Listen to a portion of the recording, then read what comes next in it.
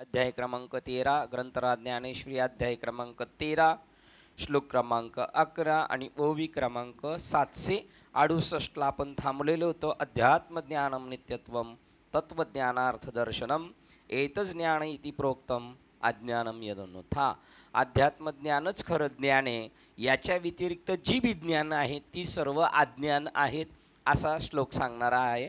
या श्लोकामध्ये सांगतात, जाणावा परमात्मा निर्गुण तयासीच म्हणावे ज्ञान, तया वेगळे अज्ञान सर्व काही. दासबोध सांगतात रामदास स्वामी, ज्याने निर्गुण परमात्मा गुणातीत आत्मा ज्याने कळतो त्याला ज्ञान म्हणतात. बाकीचा सगळा फापट पसारा आहे तो.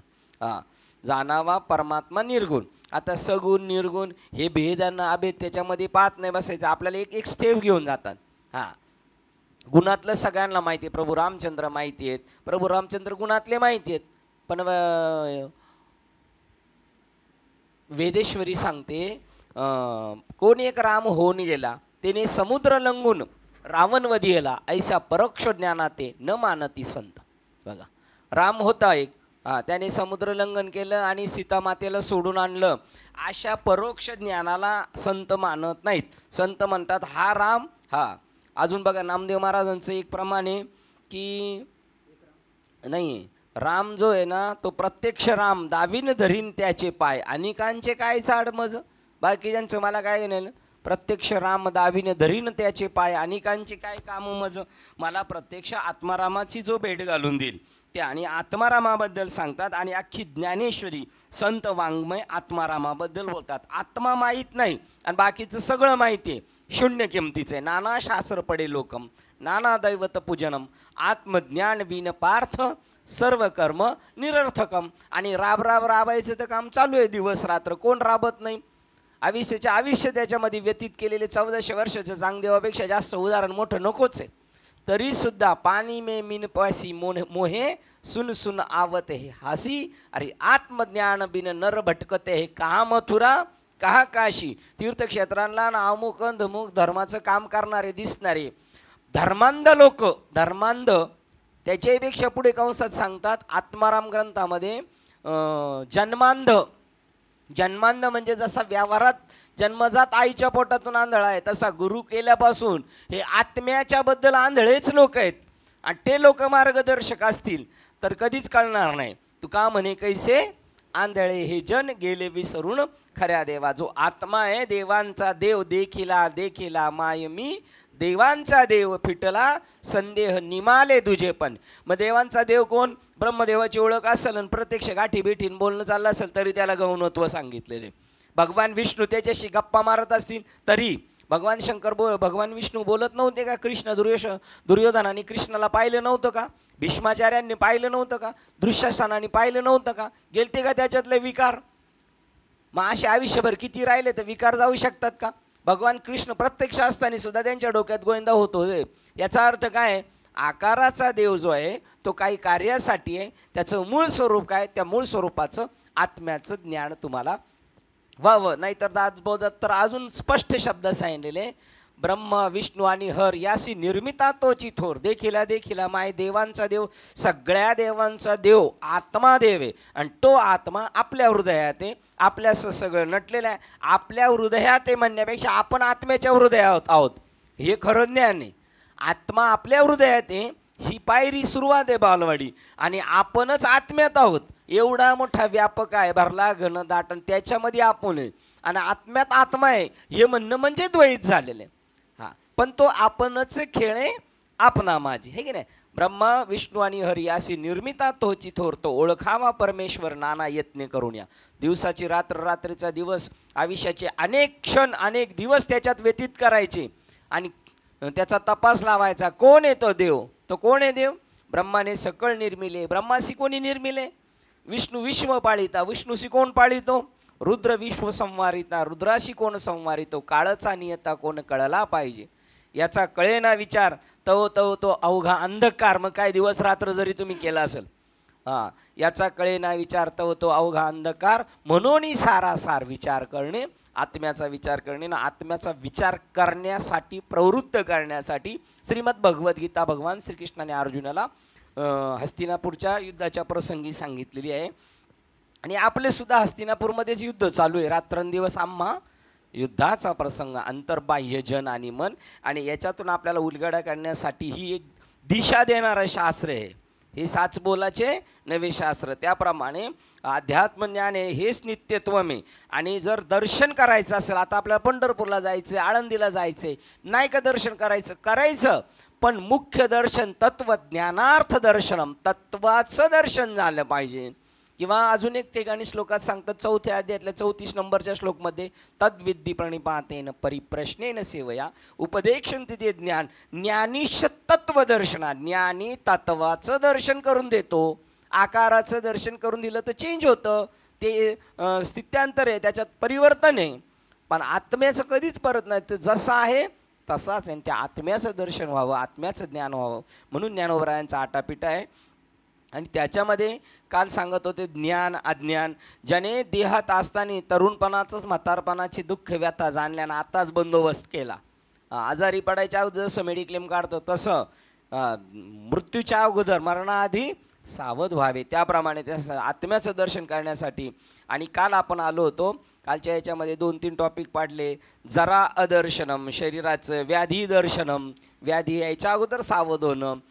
त्याच्यानंतर आयुष्याचे शरीर क्षीण व्हायच्या अगोदर. आता दुःख दर्शनम. आता त्या दुःख दर्शनमला आपण काल येऊन थांबलेलो होतो, त्याच्यासाठी आपण पुढे 2 ओळी पाठी जाऊया. त्याप्रमाणे जोपर्यंत आहार झोप ही चांगली व्यवस्थित लागत आहे व जोपर्यंत रोगराई वगैरे काही आले नाही, तोपर्यंत आपल्या वृद्ध काळी रोग वगैरे जडतील याची जो मुळीच काळजी बाळगत नाही. आता हे अज्ञानाचं लक्षण आहे. सगळं व्यवस्थित आहे म्हणतो, काय करायचं पुढचा विचार केलाच पाहिजे, है की नाही.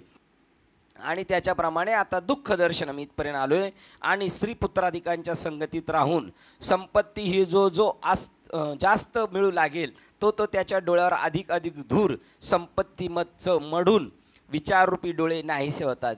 आपल्याला देवाने निसंग केलं पाहिजे, सगळ्या गोष्टी दिल्या पाहिजे, पण त्याच्यामध्ये आपण रमलो नाही पाहिजे. मर्यादेपेक्षा जेव्हा जास्त भेटतं ना, तेव्हा तो माणूस उधळतो, चुकीचं वागतो, आणि त्यामुळे त्याच्या डोळ्यावर झापड येते. आणि मग त्याला अस्तित्व जे मुख्य काय स्वरूप आहे ते कळून घेण्याची त्याची दानत राहत नाही. म्हणून ते म्हणतात, किती पाहिजे, पोटापुरतं पाहिजे माणसाला. तुकाराम महाराजांचं काय प्रमाण आहे, इथं भरं पोटासाठी पहा केवढ्या आटाआटी. आणि अजून एक प्रमाण आहे काय, अगत्य तो राम, पोटापुरते काम अगत्य तो राम. याच्यासाठी जीवन खर्च केलं पाहिजे, पण त्याच्यात संपत्ती मत चढत जातो, जास्तीत जास्त येत जातं ना. आणि मग विचाराचे डोळे नाहीसे होतात. आणि स्त्रीपुत्राधिकांचा व संपत्तीचा वियोग एका क्षणात होईल व एका दिवसात क्षणात विपत्तील. हे पुढील दुःख जो आरंभीच पाहत नाही. बघा, अगोदरच सावध झालं पाहिजे. पुढे यायच्या अगोदर जो सावध होत नाही तो अज्ञानी होय. अर्जुना, जो या मृत्यूलोकी इंद्रियांना हव्या त्या विषयात स्वस्त चरू देतो, स्वैरवर्तन करून देतो, तोही केवळ अज्ञान रूपच समजावा. जो तारुण्याचे भरात असल्याने व संपत्तीच्या मदतीने सेव्य असेव्य वस्तूंची विचाराने निवड न करता त्यांचा उपभोग घेतो, जी गोष्ट करू नये ती हटकून करतो, असंभाव्य न होणाऱ्या गोष्टीची मनात हाव धरतो, आणि ज्या गोष्टीबद्दल विचार करू नये अशाच गोष्टीविषयी ज्याची बुद्धी विचार करते, जेथे प्रवेश करू नये तेथे शिरकाव करतो, जी वस्तू घेऊ नये तीच मागतो, आणि ज्या गोष्टी मनात सुद्धा आणू नयेत किंवा ज्यास अंगाने स्पर्शही करू नये अशांना जाऊन खेटतो, जेथे जाऊ नये तेथे जातो, पाहू नये ते पाहतो, जे खाऊ नये ते खातो, आणि ज्याप्रमाणे वर्ज्य केलेल्या गोष्टी केल्यानेच ज्यास संतोष होतो, ज्याची संगती धरू नये त्याची किती बारीक येऊन पाने सांगतात. लहान मुलाला तरी आपण एवढं समजून सांगतोय, एवढं बारकाईने आपल्याला सांगतात या गोष्टी. ज्या ठिकाणी संबंध असू नये त्या ठिकाणी संबंध ठेवतो, आणि ज्या मार्गाचे आचरण करू नये त्याच मार्गाचे आचरण करतो, जे ऐकू नये ते ऐकतो, बोलू नये ते मोठ्याने बडबडतो, परंतु या गोष्टी केल्याने आपल्या हातून दोष घडतील असे मनात आणत नाही. आपल्या शरीरास व मनास आवडेल व आपल्यास दृष्ट सुखावं होईल एवढे असते म्हणजे झाले. इतकेच लक्ष असल्यामुळे जो बरी वाईट गोष्ट करण्याबद्दल मुळीच विचार करीत नाही, बस पायाजवळ पाहतो, आज सुखी आहे ना बस झालं, आणि यामुळे करावायचे म्हणून भलत्याच गोष्टीचे आचरण करतो, परंतु आपले हातून पाप घडेल किंवा पुढे आपल्याला नरकयातना सोसाव्या लागतील. या पुढील प्राप्त होणाऱ्या गोष्टीबद्दल जो काहीच विचार करीत नाही. कालचा ते स्टेटस पाहिलं का, एक पोरग आईबापाला म्हणते, मला त्या स्वामींना म्हणते मला ठेवून घ्या तुमच्या आश्रमात. ही काही बरोबर नाहीत. आणि तो महात्मा काय म्हणतो की तुमचं काहीतरी पूर्वपुण्य असेल म्हणून हा महात्मा तुमच्या घरात जन्माला आला आणि तुम्हाला याच्यातून, नाही तर तुमची नरकाची तिकीट पक्की आहे म्हणतो. आणि तुझ्या बापाला अक्कल नाही, तुला अक्कल नाही, पण त्याला अक्कल होतं आहे की नाही. अशी ती सद्बुद्धी ते सहज नाही भेटत आपल्याला. कितीतरी अपेक्षित करतात काय, जी अपेक्षेची विरक्ती, सदा अनुभवीची जी संती, सोमभाव पारंगती नाही, जे बहुत अपेक्षेची विरक्ती, परंतु ती सगळ्यांना जसा अमृताचा लवलेश एखाद्याला, परिसाचा स्पर्श एखाद्याला, दैवगुणी असे शब्द आहे. हां, सद्वासना. सगळे लोक अपेक्षा करतात आम्हाला सद्बुद्धी भेटू दे, परंतु ती मिळत नाही.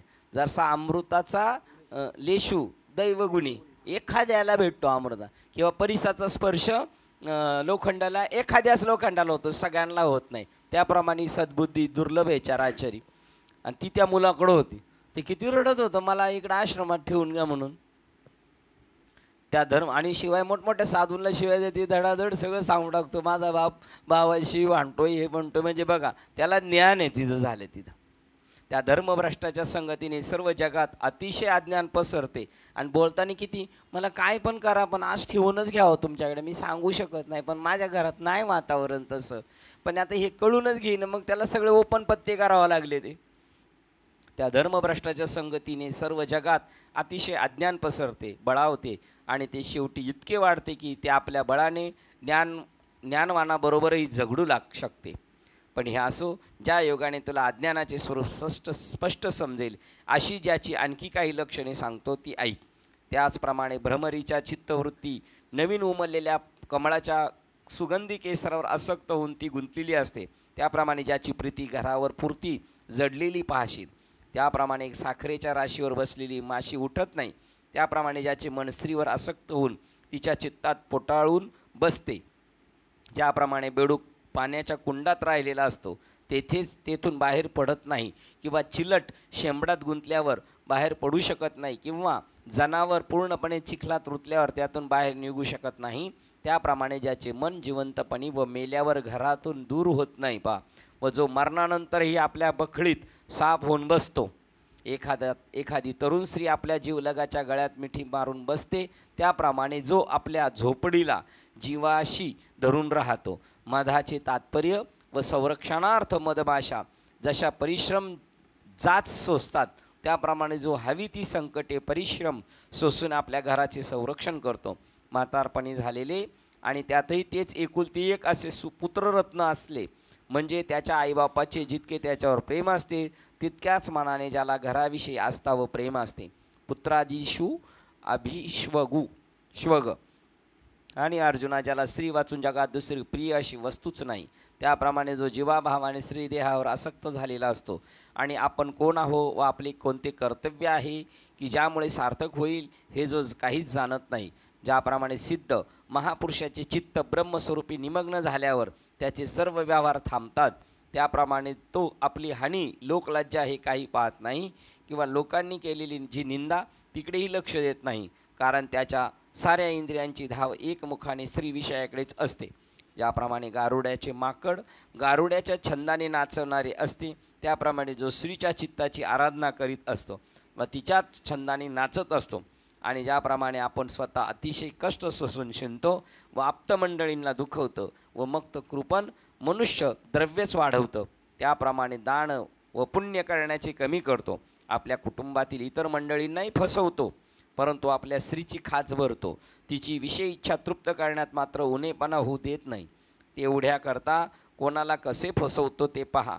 आपल्या आराध्य देव तिची साधारण वरवर कशी वशी पूजा करतो.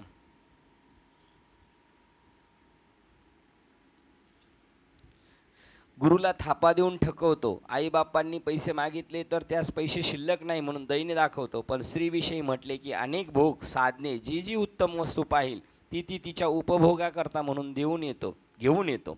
ज्याप्रमाणे प्रेमळ भक्ताने आपल्या इष्ट देवतेस भजावे, त्याप्रमाणे जो स्त्रीची एकाग्र चित्ताने उपासना सेवा करतो, जेवढ्या म्हणून खऱ्या उत्तम व मौल्यवान वस्तू असतील तेवढ्या सर्वच्या सर्व स्त्रीलाच देतो. आणि कुटुंबातील बाकीच्या माणसांना नुसत्या निर्वाहापुरत्या सुद्धा जिन्नसा देत नाही. हिला स्त्रीकडे कोणी वाकड्या नजरेने पाहिल किंवा तिच्या मनाविरुद्ध कोणी जाईल तर ज्याला युगाचा अंतच होईल इतके वाईट वाटते. नाईटे होतील या भीतीने ज्याप्रमाणे देवाची शपथ मोडीत नाही किंवा नागाचे नवस फेडतात त्याप्रमाणे जो स्त्रीची थुंकी झेलतो व तिचे मनोगताप्रमाणे वागतो. अर्जुना, फार काय सांगावे, ज्याला सर्वस्वी काय ते एक स्त्रीच हीच असते व जो तिच्यापासून झालेल्या पुत्राधिकांवर विशेष प्रेम करीत असतो. आणखी तिचे जेवढे आप्तसंबंधित चीजवस्तू असतील त्यास आपल्या जीवापेक्षा अधिक जवळच्या समजतो. तो अज्ञानाचे मूळ आहे व त्याच्यामुळेच अज्ञानाला बळ असते हे बोलणे राहू दे. तो केवळ अज्ञानरूपच आहे. असमचित्तत्व, ज्याप्रमाणे खवळलेल्या समुद्रात घातलेली नौका लाटांच्या येण्या जाण्यामुळे हेलकावे खाते त्याप्रमाणे जो आवडती वस्तू प्राप्त झाली असता सुखामुळे गर्वाच्या शिरावर चढतो व नावडती वस्तू मिळाली असता संकोच पाहून खाली आपटतो. त्याप्रमाणे हे बुद्धिमंत अर्जुना, ज्याच्या चित्तात वस्तूच्या लाभापासून भल्याबुऱ्यापासून समविषम भाव व चिंता उत्पन्न होते तो अज्ञानी होय. व्यभिचारणी भक्ती, आणि कधी तो माझी भक्ती करतो पण मनात फलाची तीव्र इच्छा धरतो. जसे धन मिळवण्याचा हेतू मनात ठेवून ठग मनुष्य बाह्यतकारी विरक्तीचे सोंग आणतो किंवा व्यभिचारणी स्त्री आपले जार कर्म चालवण्याकरता पतीच्या पुढे पुढे करून त्याच्यावर खोटे प्रेम दाखवून त्याची मर्जी संपादिते. त्याप्रमाणे हे किरीटी जो माझी भक्ती करतो व त्या भजनाची पायरी म्हणजे साधन करून विषयप्राप्तीस साध्य समजून विषयाकडे दृष्टी ठेवतो आणि विषयप्राप्ती करता मला भजल्याबरोबर अपेक्षित विषयप्राप्ती झाली नाही तर तो माझी भजन भक्ती सोडून देतो. 810 ते 840 ओळी घरी गेल्यावर परत वाचायच्या, लिहायच्या नाहीत. आणि विषयप्राप्ती करता मला भजल्याबरोबर अपेक्षित विषयप्राप्ती झाली नाही तर तो माझी भजन भक्ती सोडून देतो व ईश्वर शक्ती वगैरे सर्व खोटे आहे अशी टवाळी करतो. कुणबी जशी आपली शेती निरनिराळी पिके काढून वाढवतो तसा हा अज्ञानी दररोज नव्या देवाची स्थापना व भक्ती करतो व पहिल्या देवाप्रमाणेच दुसऱ्या देवाची परवड करतो. ज्याच्या ठिकाणी विशेष थाटमाट आहे असे पाहतो त्या गुरुसंप्रदायावर श्रद्धा भक्ती ठेवतो व त्यापासून गुरुमंत्र घेतो, इतरांचा घेत नाही. यच्च यावत प्राणीमात्राबरोबर निर्दयपणाने कठोरतेची वागणूक करतो व पाषाणाच्या मूर्तीवर विशेष प्रेम करतो. तसेच त्याच्या वागण्याला व भक्तीला एकनिष्ठपणा असा मुळीच नसतो. माझी मूर्ती तयार करतो व तिची घराच्या एका कोपऱ्यात स्थापना करतो आणि आपण मात्र इतर देवदेवतांच्या यात्रा करीत हिंडतो. तो कोण आहे? अज्ञानी. रोज माझी पूजा करणे अवश्य असता ती सोडून कार्यप्राप्ती करता कुळदेवतेची पूजा करतो आणि एखादी विशेष पर्वणी आली असता तिच्याच तिसऱ्याच देवतेची पूजा करतो. माझी घरात स्थापना केलेली असताना दुसऱ्या देवाला नवस करतो किंवा इतर देवाची व्रते करतो. श्राद्धकाळी पितरांची पूजा करणारा पितृभक्त होतो. एकादशीच्या दिवशी जेवढा आदराने माझी भक्ती करतो तेवढ्याच आदराने नागपंचमीच्या दिवशी नागास बसतो.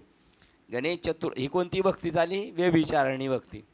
एका ठिकाणी ठाम नाही, परमात्म्याच्या ठिकाणी रोज चेंजेस. एकादशीच्या दिवशी जेवढ्या आदराने माझी भक्ती करतो तेवढ्याच आदराने नागपंचमीच्या दिवशी नागास बसतो. गणेश चतुर्थीचा नेमका दिवस उगवल्यावर गणपतीचाच पूर्ण भक्ती करणारा भक्त होतो व चतुर्थीच्या दिवशी देवीचे पूजन करून हे अंबे दुर्गे मी तुझाच आहे अशी मनोभावाने प्रार्थना करतो. 811 पासूनच्या ओव्या घ्यायच्यात. 811 नित्यनेमिती कर्मे अवश्य केली पाहिजेत ती टाकून देतो. मग नवचंडीचा पाठ एके जागी बसून करतो. आदित्यवार आला म्हणजे भैरोबा नावाने खिचडा वाटतो रविवारी. नंतर सोमवार आला म्हणजे बेल घेऊन शिवपिंडीस वाहण्याकरता धावतो. व याप्रमाणे जो एकटा सर्व देवांची कशी तरी सेवा भक्ती करतो.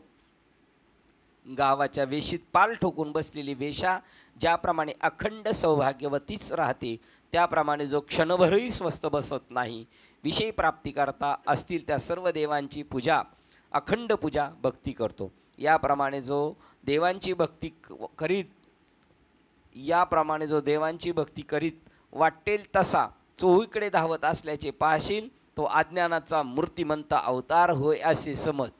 सारखं पळायचं इकडं तिकडं तिकडं, एक तरी ववी अनुभवावी.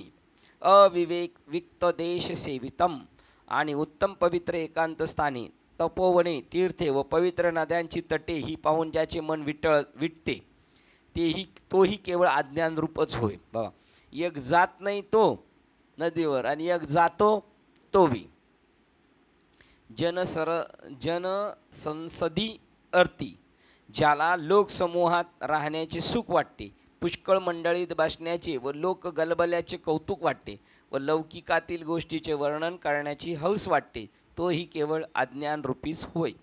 अध्यात्मज्ञान नित्यत्वा अभाव, आणि जी अशा प्रकारची विद्या आहे की ज्या विद्येपासून आत्म्याचा यथार्थ साक्षात्कार होतो, ते ऐकून जो विद्वान ब्रह्मविद्येची उपासाने निंदा करतो.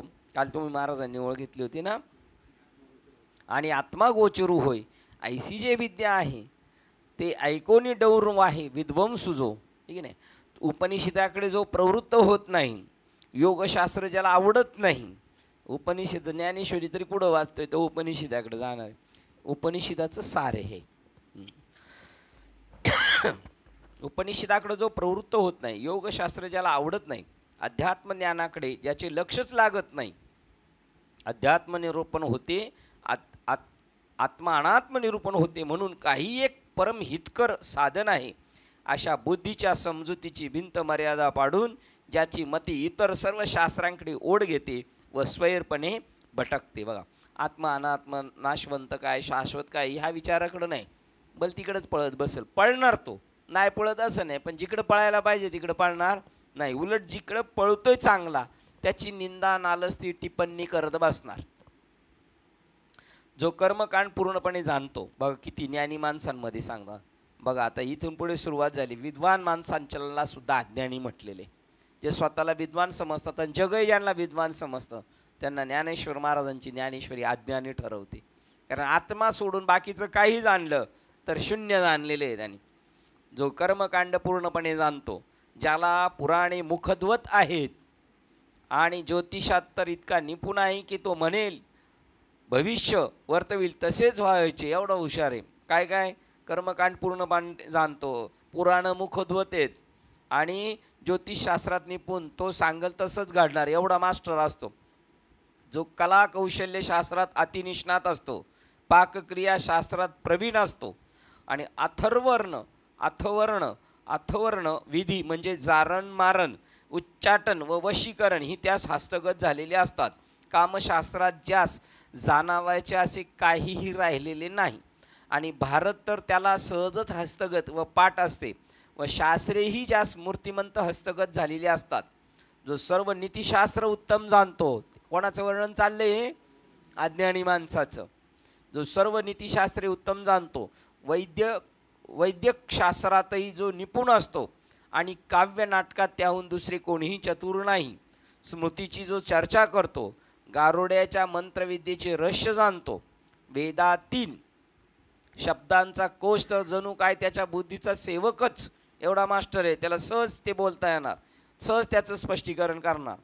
आणि आणखी जो व्याकरणात निपुण असतो व न्यायशास्त्रात ज्याच्या प्रज्ञेची गती अप्रतिहतपणे असते, न्यायशास्त्रातला नुसता न्यायशास्त्राचा अभ्यास केलेला नाही. आता हे बोलण्याचं आपल्याला राईट नाही, ते म्हणतील तुम्हाला काहीच नाही माहिती, पण ज्ञानेश्वर महाराज म्हणतात म्हणलं आम्ही जोर देणार आहे ना. न्यायशास्त्रात ज्याच्या प्रज्ञेची गती अप्रतिहतपणे असते, परंतु इतके असले तरी आत्मज्ञानाविषयी जो खरोखर जन्मांध आहे, आत्म्याबद्दल नाही बोलणार काही, बाकीचं सटर चालू राहील सगळं, तो त्या एका अध्यात्मज्ञानाशिवाय इतर सर्व शास्त्रातील सिद्धांतांना निर्माण होण्याची आधारभूमीच असला तरी पण जळवते त्याचे ज्ञान.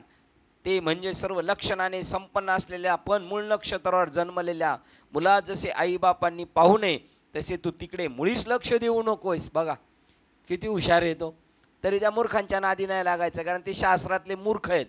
ते स्वतः तर डुबतात, आप डुबे तो डुबे साथ, यजमान को लेके डुबे. ते म्हणतात बघा, पार त्यांचं थोबाड पाहू नका. पुढं अध्यात्म ज्ञानात शास्त्रात सिद्धांत निर्माण करण्याची आधारभूमीच म्हणजे त्याच्यावर सगळं डिपेंड आहे, एवढा तो मास्टर आहे. हो, तरी पण जळो त्याचे ज्ञान, आग लागो त्याच्या ज्ञानाला. म्हणजे सर्व लक्षणांनी संपन्न असलेला पण मूळ नक्षत्रावर जन्मलेल्या मुलास, त्याला जर पाहिलं का तो आई वडिलांनी जर त्या मुलाला पाहिलं का आई वडील मरून जातं. हां, म्हणून त्यांनी त्या मुलाला पाहायचं नसतं. तसं यांच्याकडं मुळीच लक्ष देऊ नको. 35 क्रमांकाची ओळ बघा काय आपली चालू आहे कंटिन्यू 810 पासून. व्याकरणी चोखटा तर्की अतिगाडा परी आत्मज्ञानी पुढा जात्यंदू तो. वा, इथं जात्यंदू सांगितलं, जन्मजात आंधळा आहे. ते एका वाचून अवघा शास्त्री. एका वाचून काय, एका वाचून एक अध्यात्म ज्ञानाशिवाय आत्मज्ञानाशिवाय अवघी शास्त्र सिद्धांत निर्माण धात्री, ते निर्माण करणार आहे तो पृथ्वीचे एवढा तोला मोलाचा आहे. परी जळो ते मूळ नक्षत्री न पाहेगा, त्यांचं थोबाड सुद्धा पाहू नका. पटन आपण तरी नाहीच पाहिलं पाहिजे त्यांचा स्वभाव, त्यांचं कौतुक सुद्धा नाही करायचं आपण. ते धर्म बुडवे आहेत हे लोक. हे धर्मावर जागतात, हे पोळ आहे धर्मावर सोडलेले. आणि हे लोकांचं खाऊन लोकांना अज्ञानात ढकलतात. यांनाच तुम भी अंधे हम भी अंधे, किंवा अंधे को अंधे मिला, जाका गुरु है अन्ना शिष्य निरंतर. हाँ, अंधे को अंधा मिला तो पडे काल के फंदा. बघा, म्हणजे अशा आंधळ्यांच्या मागे जाऊ नका. ना असा आंधळ्यांचा सुळसुळाट डोळसाला विचारतो कोण, आणि डोळसाला काही घेणं देणं बी नाही. त्याला माहिती आहे यांच्या कालगतीप्रमाणे यांना मिळणारे सगळ्या गोष्टी, आपण धडपड नाही करायची. करतो तो डोळस पण काही काळ धडपड करतो. हेची करणे आमा काम बीज वाढवावे नाम, हे तू उभं बरी दे. परंतु तरी पण ते म्हणले बस झालं, आता जाऊ आपण. आम्ही जातो आमच्या गावा. ज्ञानेश्वर महाराज म्हणले मराठीचे नगरी ब्रह्मविद्याचा सुकाळ करी. आणि नंतर परत 16 वर्ष झाले, 22 वर्ष झाले आणि गेले बी लगेच. थांबले असते तर काय हेच धंदे चालू असते, काय फरक नसता पडला. आता नाही म्हणून डोक्यावर घेतलेले असताना थोडे उदाहरण देतात बघा. लय हुशार आहे म्हणले. किती हुशार आहे, मोराच्या अंगावर 1000 पीस आहेत, 1000 डोळे आहेत, पण त्याला त्या एकही डोळा बघण्याचा नाही. काय करायचं त्याच्याला. किती नंबर होती वाचली आपण. तो त्या एका अध्यात्मज्ञानाशिवाय इतर सर्व शास्त्रातील, बघा, तो त्या एका अध्यात्मज्ञानाशिवाय इतर सर्व शास्त्रातील सिद्धांतांना निर्माण होण्याची आधारभूमीच असला तरी पण जळो ते त्याचे ज्ञान.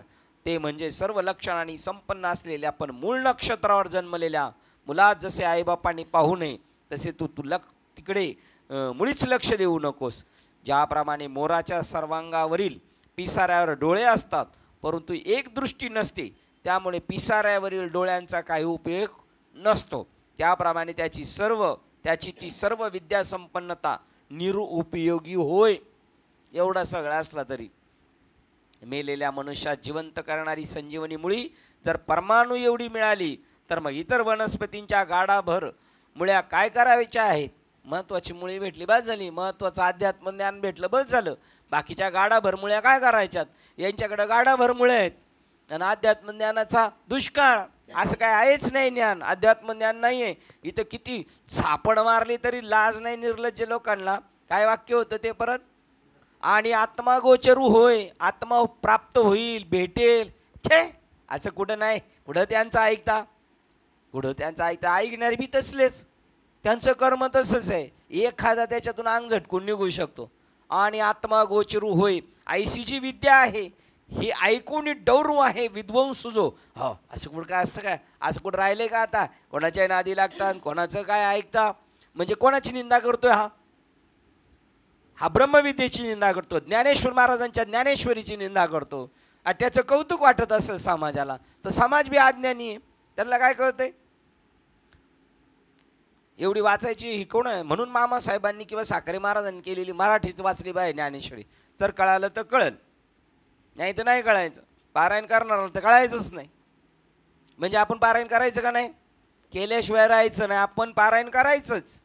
पण हे वाक्य त्यावाच म्हणू शकतो, नाही तर काहीच करायचं नाही, उगाच नुसतं निषेध करीत राहायचं आहे. तुका म्हणे विधी निषेधाचे डोही बुडाल्या त्या नाही देव कधी. कोणता विधी बी नाही करायचा आणि कोणता निषेध नाही करायचा, पण वस्तुस्थिती मांडल्याशिवाय राहायचं नाही. जसे आयुष्याविनं उत्तम इतर उत्तम लक्षणे आहेत. मेलेलं आहे आणि लय टवटवीत दिसतो, काय करायचं त्याला? मेलेलं आहे आणि चांगला गोरा गोमटा आहे, धडधाकट आहे, काय करायचं त्याला? त्याला बांधून न्यायचं आणि पेटवायचं नदीवर नेऊन, दुसरं काय करायचं त्याला? जो आयुष्याविनं इतर उत्तम लक्षणे आहेत किंवा मस्तकाशिवाय केवळ धडास अलंकार घालावेत तसे अलंकार आहेत.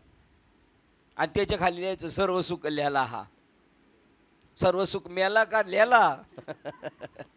सर्व अलंकार. हा मुख्य ज्ञान नाही, मुंडकं नाही, म्हणजे अध्यात्म ज्ञान नाही असं त्यांना म्हणायचंय. किंवा मस्तकाशिवाय केवळ धडास अलंकार घालावेत अथवा वधूवर असल्या वाचून वर्धावा काढणे ही जशी केवळ विटंबना होय, ही धर्माची काय केलेली आहे? विटंबना केली आहे. त्याप्रमाणे पार्था एका अध्यात्म ज्ञाना वाचून इतर सर्व शास्त्रे अप्रमाण होत असे समज. ज्याच्यात आत्मज्ञान नाही ना, त्या शास्त्राला किंमतच नाही मग. आणि असं कोणतंही शास्त्र नाही जे आत्म्याबद्दल बोलत नाही, पण आपल्याला कळत नाही, आपला मेंदू तिथपर्यंत पोहोचत नाही, आपली बुद्धी तिथं पोहोचत नाहीत. यास्तव अर्जुना तू हे ध्यानात ठेव धर की ज्या शास्त्र मुडाला पढत मूर्खाला. काय व्यवहारातले मूर्ख बरे हो, त्यांना नाही कळत काही, ते अडाणी आहेत. पण हे आहेत ना, हां, यास्तव अर्जुना हे तू ध्यानात धर ज्या शास्त्र मुडाला पढत मूर्खाला अध्यात्म ज्ञानाविषयी नित्यबोध नाही. किती सावध करण्याचा प्रयत्न केला ज्ञानेश्वर महाराजांनी. असे पोटबाबू भेटतील पण तुम्ही त्यांच्या नादी लागू नका, असं इनडायरेक्टली त्यांनी संदेश देऊन ठेवलेला आहे. आणि कुठे ठेवलं आहे? अगदी गाभ्या मध्यभागी नेऊन ठेवलेला आहे. मध्यभागी पोचल तर तो फक्त वर्षातून एकदा सप्त्याला येतो, त्याच्यात 7 दिवसाच्या सप्त्याला 2-4 दिवस हजेरी झाली तरी चालेल, आणि काहीच नाही झालं काल्याला आला तरी चालेल, आणि त्या लाया खाल्ल्या म्हणजे त्याचा कार्यक्रम उरकलाच समजायचा. बस तेवढं समाधानी जो आहे हे की नाही, त्या लायाच्या पुढे घेऊन येतात. हां, लाया होऊन आल्या पाहिजेत नाही हे लोक, पण नाही. आणि काल्याचं कीर्तन म्हणजे गप्पा मारत मारत तू कधी आला, मी कधी आलो, किती दिवस आहे आता, बाबाचं चाललंय तिकडं. यास्तव अर्जुना तू हे ध्यानात धर की या शास्त्रमुडाला पडत मूर्खाला अभ्यास करून पडत मूर्ख अध्यात्म ज्ञानाविषयी नित्यबोध नाही. त्या मनुष्याला जे शरीर प्राप्त झाले ते अज्ञानाचे जणू बीजच आहे. आणि आता यांच्याबरोबर आपण 24 तास राहिलं तर काय होणार आपल्याला? अज्ञानाला काय बरोबर राहून होणार आहे आपल्याला? अज्ञानच निर्माण होणार आपल्यामध्ये. त्या मनुष्याला जे शरीर प्राप्त झाले ते अज्ञानाचे जणू बीजच अंकुरित झाले आहे, आणि त्याची व्युत्पन्नता म्हणजे विद्वत्ता, अभ्यास म्हणजे अज्ञानाची वेलच होती. बघा त्या अज्ञानाच्या वेलीला अज्ञानाची पानं फुलं आलेली आहेत. तो जे बोलतो ते अज्ञानच फुल निव्वळ प्रदर्शन होय. ते निव्वळ काय आहे? ती फुलं कशी आहेत? त्या मोगऱ्याचा वास घेतला का? हां, तो दिसाय मोगरा आहे, त्याला काही वास नाही, त्याला साबणाच्या फेसात धुवून काढलं का तो परत मोगरा टवटवीत झाला. तसे मोगरे आहेत सगळे. तो जे बोलतो ते अज्ञानाचे फुलच निव्वळ प्रदर्शन. काय मामा, त्याची मामाला चांगला हार करता येतो बरं का. तुम्हाला करून घ्यायचं तर घ्या. तुम्ही घेतलं ना करून? फुकट आहे, बनवून नाही, पैसे त्याचे द्यायचे, बनवायचे फुकट आहे. तो जे बोलतो ते अज्ञानाचे फुलच निव्वळ प्रदर्शन होय. त्याची जी पुण्य आळशी माणसं ना, आणि बरं पैसे पण वाचतात. एकदा हार केला का वर्षभर चालतोय. दररोज कुठं पैसे खर्च करायचे नाही, काहीच नाही, काय नाही. असंच आपल्याला परमार्थ पण पाहिजे. वर्षातून एकदा केलं म्हणजे झालं काम आहे ना. तो जे बोलतो ते अज्ञानाचे फुलच निव्वळ प्रदर्शन होय. त्याची जी पुण्यकर्म आहेत ते अज्ञानाचे फल होय. बघा त्यांनी केलेली पुण्यकर्म, बिल्डिंगी बांधल्यात तीर्थक्षेत्रामध्ये, काय बांधलं? अज्ञानच निर्माण केलं ना. अजून अज्ञानाचे खाके तयार करून ठेवले, कारखाने. तुमच्या बापाचं काय जातं आमच्या बापाचं, म्हणून आम्ही बोलतो. तुमचं काय नुकसान होतं आमचं नुकसान. आमच्या बापाने दिवस रात्र त्याच्यासाठी आयुष्य घालवलेली आहेत.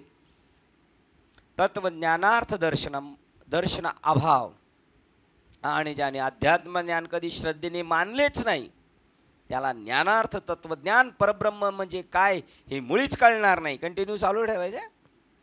हे बोलून दाखवले पाहिजे काय बघा. आणि अध्यात्म ज्ञान काही ज्याने मानलेच नाही तो ज्ञानार्थ न देखील काय बोलावे असे. त्या बाबाला बाबा बाबा त्या बाबाला नाम असेल का?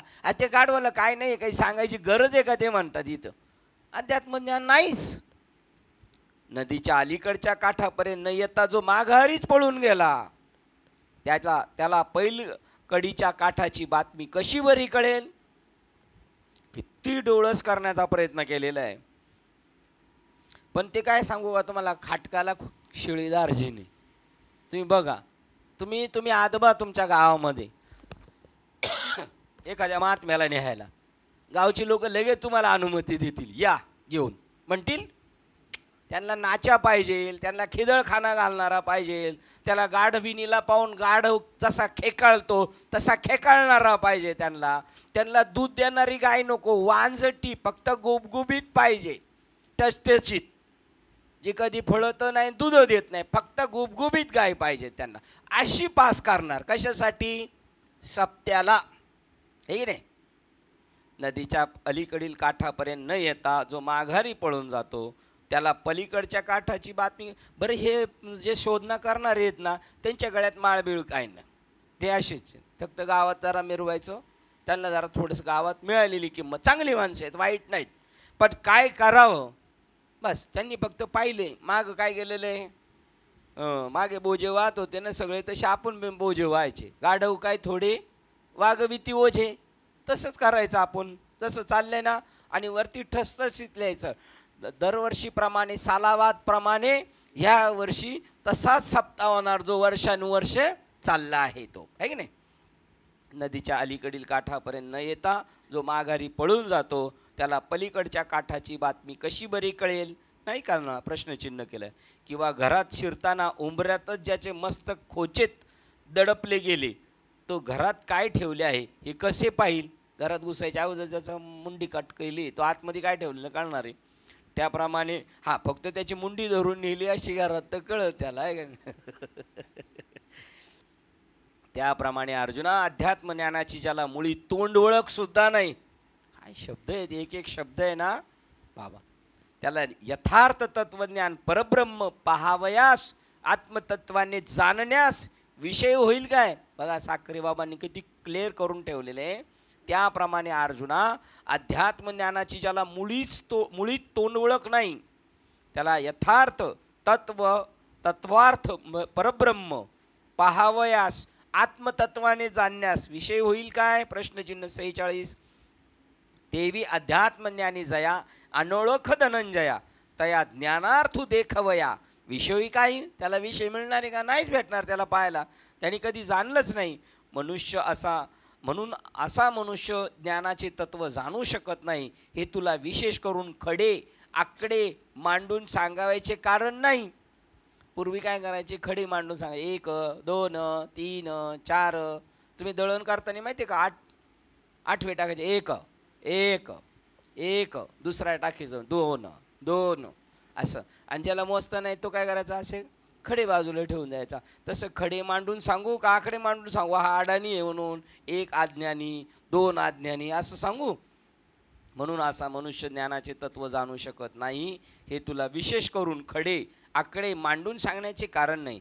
गरोदर स्त्रीला जेव्हास वाढले तेव्हाच तिच्या उदरातील गर्भाची तृप्ती झाली. त्याप्रमाणे पूर्वी जी ज्ञानाची लक्षणे सांगितली त्यातच तद्विरुद्ध ज्या गोष्टी असतील ते अज्ञान होय अशी लक्षणे सांगितल्यासारखीच झाली. 47 पर्यंत 410 ती किती? 47. आंधळ्यास जेवणाचे आमंत्रण दिल्यावर ज्याप्रमाणे त्याच्याबरोबर 810 ते 847 बघा. आंधळ्याला जेवणाचे आमंत्रण दिल्यावर ज्याप्रमाणे त्याबरोबर दुसरा डोळस वाटाड्या मनुष्य येतोच, त्याप्रमाणे आंधळ्याला डोळं जेवायला बोलवले, किती माणसाची जेवण करायची हे सांगितले. बघा किती माणसाची बनवली पाहिजे. आंधळ्याला जेवायचे आमंत्रण दिल्यावर त्याप्रमाणे त्याबरोबर दुसरा डोळस वाटाड्या मनुष्य येतोच, त्याप्रमाणे ज्ञानाची लक्षणे सांगितल्यावर अज्ञानाचेही लक्षण आपोआप सांगितले असे होतेच. त्याप्रमाणे अमानित्व आदी ज्ञानचिन्हे पुन्हा ज्याच्या उलट रीतीने ही अज्ञानाची लक्षणे सांगितली. अर्थात ती ज्ञानाची 18 लक्षणे उलट पक्षी लावली असता अज्ञानाची लक्षणे सिद्ध होतात. मागे याच अध्यायातील 11व्या श्लोकाच्या उत्तरार्धाच्या दुसऱ्या मध्ये श्री मुकुंदाने असे सांगितले की ही ज्ञानपदे लक्षणाची ही ज्ञानपदे ज्ञानाची लक्षणे होत आणि ह्याच्या उलट असलेली जी लक्षणे तेच अज्ञान होय. म्हणून या प्रकारे मी अज्ञान लक्षणाचा विस्तार केला नाही तर दुधात पाणी मिसळून काय करावायचे त्याप्रमाणे महाराज मी काही व्यर्थ बडबड केली नाही. लोक म्हणतील टीका निंदा नालस्ती केली, असं नाही. श्लोकातील पदाच्या अर्थ मर्यादेची कोर सोडली नाही, खुलून सांगितलं अजून परंतु मूळ श्लोकात जो ध्वनितार्थ होता त्याच्या विस्तारात्मक वर्णनास मी निमित्त झालो. तेव्हा श्रोते म्हणतात पुरे थांब, हे कवी पोषका तुला परिहारास वावकोटे आहे असे उगीच का भीतोस? कारण परिहार देण्यासाठी काय अपराध केला आहे तर काहीच नाही. तुला श्री मुरारीनीच सांगितले आहे की आम्ही जे अभिप्राय गीतार्थरूपी गुप्तस्थळी झाकून ठेवले आहेत ते तू प्रगट कर. 56 बघूया. तू ते श्री मुरारी म्हणितले आम्ही प्रगट करी जे अभिप्राय गव्हरी झाकिले आम्ही 17 गव्हरी गुप्तस्थळी. हे जे देवाचे मनोगत ते आम्हा सांगून तू स्पष्ट करून दाखवित आहेस असे जरी आम्ही म्हटले तरी तुला त्यापासून चित्त दाटून गहिवर येईल. म्हणून आम्ही आता हे बोलत नाही, पण आम्हा सहज फार संतोष झाला आहे. कारण की सध्या तू श्रवण सुखाची ज्ञान नौका आम्हास प्राप्त करून दिलीस. तर आता यापुढे श्रीहरी काय बोलले ते आम्हास लवकरच कथन कर. हे संतांचे वाक्य ऐकल्याबरोबर श्री निवृत्तीदास श्री ज्ञानदेव म्हणाले तर ऐक महाराज, तर ऐका महाराज. देव असे बोलले तर देव म्हणाले अर्जुना, हा जो तू सर्व लक्षणाचा समुदाय ऐकलास तो अज्ञानाचा भाग आहे असे समज. बघा हे सगळं वर्णन कशाचं होतं? या अज्ञान भागाकडे पाठ फिरवून दुर्लक्ष कर, त्यांच्या नादी लागू नकोस. तू ज्ञानप्राप्तीविषयी आपला चांगला दृढ निश्चय करणारा हो. आपल्याला मिळाल्यानंतर आपण तेच करायचं, भलती सलतीकडे पळत बसायचं नाही. मग त्या शुद्ध ज्ञानाच्या योगाने तुला ज्ञेयाची ब्रह्माची अंतकरणात आत्मतत्वाने भेट होईल. हे ऐकताच अर्जुनास ते ज्ञेय रूप जाणण्याविषयी मनपूर्वक इच्छा निर्माण झाली. 1 मिनिट मागे जाऊया 60च्या पुढे. आता यावरी जो श्रीहरी बोलेल कथन आहे. या संत वाक्या सरिसे म्हणतील निवृत्त म्हणता तुवा पांडवा हा चिन्ह समुच्चयो आगवा ऐकिला तो जाणावा अज्ञान भागू. यया अज्ञान विभाग पाठी देऊन पैगा ज्ञान विकी चांगा दृढ होईजे. बघा यया अज्ञान विभागा पाठी देऊन पैगा ज्ञान विकी चांगा दृढ होईजे. 62 घ्यायची, कारण तिकडं कशाची लक्षणं सांगितली? अज्ञानाची. इथं रेडी सिग्नल सांगितलं, या सगळं सांगितलं. इथं काय होतो? सावध हो, ज्ञानाच्या ठिकाणी दृढ हो. मग निर्वाळलेनी ज्ञाने ज्ञेय भेटेल मने ते जाणाव्या अर्जुने आस केली. बस त्या ज्ञानाच्या योगाने न्यायाची तेव्हा सर्वज्ञाचा राजा जो भगवान श्रीकृष्ण याने अर्जुनाच्या मनातील भाव जाणून त्यास म्हटले की आता तुला ज्ञेयाचे लक्षण स्वरूप काय ते सांगतो ऐक. श्लोक क्रमांक 12 बघा. आद्य किती मोठा श्लोक होता, जवळजवळ 621ला का कितीला सुरू झाला होता साहेब? 600च्या दरम्यान 616ला चालू झाला आणि संपला कितीला? 863ला संपला. 73ला 873.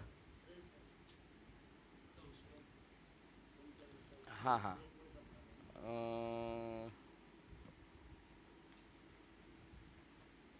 864ला संपला. 864 864ला संपला. म्हणजे 616 आणि 64 म्हणजे 250 ओळी जवळजवळ 248 ओळी. 248 एका श्लोकावर बोलले ते. श्लोक क्रमांक 12 वाचतोय. जे ज्ञेय ते मी सांगतो, जे जाणून अमरण भावास प्राप्त होतो, जे आदिमत नसलेले निरातिशय ब्रह्म ते ज्ञेय होय. ते सत म्हटले जात नाही व असतही म्हटले जात नाही. श्लोक वाचला होता तर ओवी वाचतो.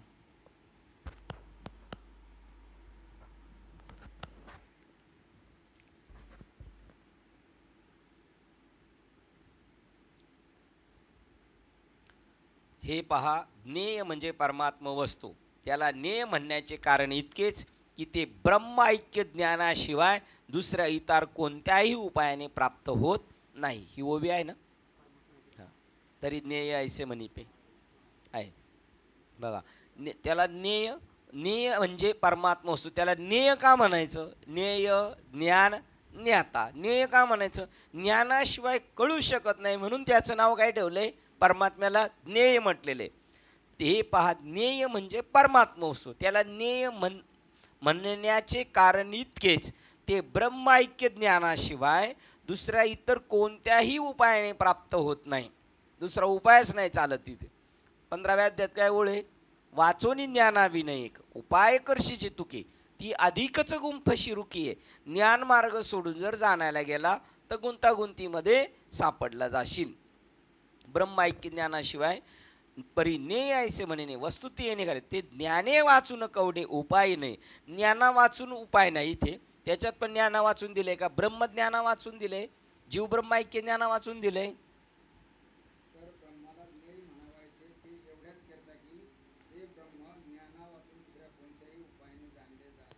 बघा तिकडे एकदम सुटसुटीत, पण इथे अति महत्वाचा गंभीर अर्थ त्याच्यात दिला, गूढ अर्थ दिलाय. ब्रह्मैक्य ज्ञानाशिवाय. कोणत्या ज्ञानाने? म्हणजे हे ऐकते का? नाही, अजून उकल करून सांगितले. जीव ब्रह्म ऐक्य, ज्याने जीवाचं ब्रह्माचं ऐक्य होतं, त्या ज्ञानाशिवाय इतर कोणत्याही उपायाने हे जाणलं जाऊ शकत नाही. हे उजवे की नाही अजून? आणि ते ब्रह्म आत्मतत्वाने समजल्यावर मुमुक्षुस काही कर्तव्य उरत नाही. आपण आल्या आल्या काय म्हणलो? आपल्याला काही शिल्लक राहिले कर्म? आता आपल्याला प्रत्येकाच्या आपल्या भूमिकेभर आहे. परत आपल्याला काही कर्म राहिले? जवळ आहे अर्जुना, हा बोधू भेटे ना म्हणा, तवर या साधना बजावे लागेल. त्याच्या आजूबाजूला कोणते? तृप्ती झाली आहे जैशी, साधने अपैसी सरती, देख आत्मतृष्टी तैसे कर्मे नाही. काही शिल्लक नाही राहिलं कर्म. भक्ता संचित क्रियामान आणि प्रारब्ध नाही. काय प्रमाणे? हा प्रारब्ध क्रियामान भक्ता संचित नाही जाण. ऐसे विठोबाचे अवघा देवची झाला पाहिजे वास. भरोणी अंतरबाई. आणि ते काय प्रमाणे? तुटे भवरोग संचित क्रियामान भोग, ऐसे विठोबाचे नाम उच्चारिता खंडे जन्म. मग हे दोन्ही किती समन्वय, किती पटेल. हा पुन्हा सांग. प्रारब्ध क्रियामान भक्ता संचित नाही जाण. हे पटन. प्रारब्ध आणि क्रियामान आणि भक्ता संचित नाही. संचित पण नाही, प्रारब्ध नाही, क्रियामान. एका क्षणात तुका म्हणे आम्ही झालो प्रारब्ध जळून राख, क्रियामान जाग, संपलं. आणि संचित मागच्या मागे पळून गेलं. हे तया खुंटले स्वभाव आहे. आणि करी जरी आगवे तरी करता, त्याला कोणतंच कर्म शिल्लक नाही. आणि त्याच्या अगोदरती ओळ सांगितली होती, तृप्ती झाली आहे जैशी साधने अपैसी सरते, देख आत्मतृष्टी तैसी. आणि चौथी याच्या ठाई काही करणेच नाही. बघतू एक उपाय ज्ञानी आजो, त्याला काहीच कर्म शिल्लक राहिलं नाही. ही कृपा आहे त्यांची. काय केले उपकार सांगू मी? काय हे उपकार केलेले. आणि ते ब्रह्म आत्मतत्वाने जाणल्यावर आणि जाणतिलियावर होते काहीच करणे नाही जेथे, जाणण्याची तन्माया ते आणि जया ते तन्मया ते. जेव्हा तुम्ही मोठ्याने बोलणार तेव्हा तिथं ते खव खव म्हणणार. 66 नाही आपल्याकडे, 66 घ्यायची. ते जाणतील यासाठी. ती पुढची आहे मला वाटतं. संसार काढून या काठी, जिरून जाईजे पोटी नित्य आनंदाच्या. ही पण नाहीये. 67 पण नाही.